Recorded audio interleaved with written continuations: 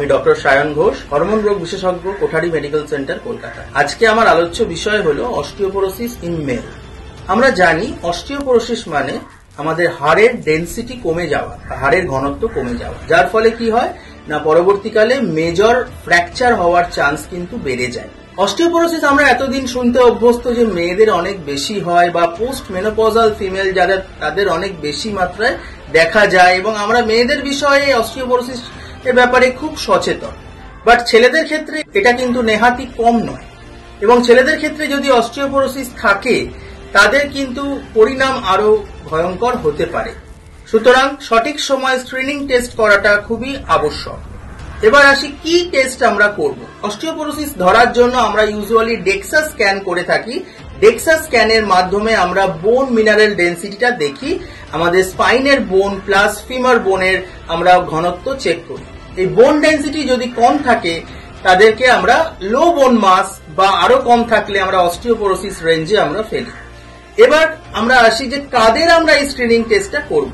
Specifically ছেলেদের জন্য যদি তাদের বয়স 70 বা তার বেশি হয় তাদের সব পেশেন্টদেরই আমরা কিন্তু অস্টিওপোরোসিসের স্ক্রিনিং টেস্ট করাটা আবশ্যক। যদি তাদের বয়স 50 থেকে 70 এর মধ্যে হয় এবং তাদের আগে কোনো বড়সড় ফ্র্যাকচার, কোমরে ফ্র্যাকচার বা স্পাইন ফ্র্যাকচারের হিস্ট্রি থাকে, তাদের কিন্তু অস্টিওপোরোসিসের screening test like DEXA scan কিন্তু করতে হবে। বা তাদের যদি কোনো ক্রনিক ইলনেস থাকে like COPD or any hormone deficiency like testosterone deficiency, hypogonadism বা থাইরয়েডের কোনো problem, hyperthyroidism itself, or patient যদি বহুদিন থেকে কোনো স্টেরয়েড মেডিসিন খান তাদের, এবং যারা স্মোকার বা যারা অ্যালকোহল নিচ্ছেন তাদের ক্ষেত্রে কিন্তু অস্টিওপোরোসিসের স্ক্রিনিং টেস্টটা খুবই আবশ্যক।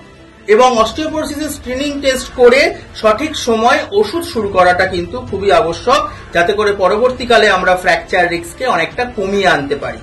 তার পাশাপাশি প্রপার ক্যালসিয়াম সাপ্লিমেন্টেশন বা অ্যাডিকুয়েট ডায়েটারি ক্যালসিয়াম ইনটেক, এবং যদি ভিটামিন ডি কম থাকে শরীরে তার প্রপার সাপ্লিমেন্টেশন, এটাও কিন্তু যথেষ্ট আবশ্যক।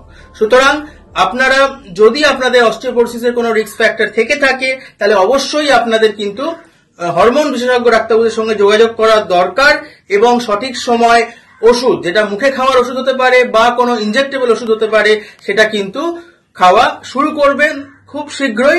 এবং সঠিক সময় ফলো আপ ভিজিটে আমরা যে যে টেস্টিং গুলো করে আসতে বলবো সেগুলো করতে হবে, এবং পরবর্তীকালে আবার ডেক্সা স্ক্যান করে বোনের ঘনত্ব বাড়লো কিনা সেটা চেক করতে হবে, যাতে করে পরবর্তীকালে আমরা বোন ডেনসিটিটাকে অনেকটা বাড়াতে পারি বা ফ্র্যাকচার রিস্ককে কমিয়ে আনতে পারি। Thank you.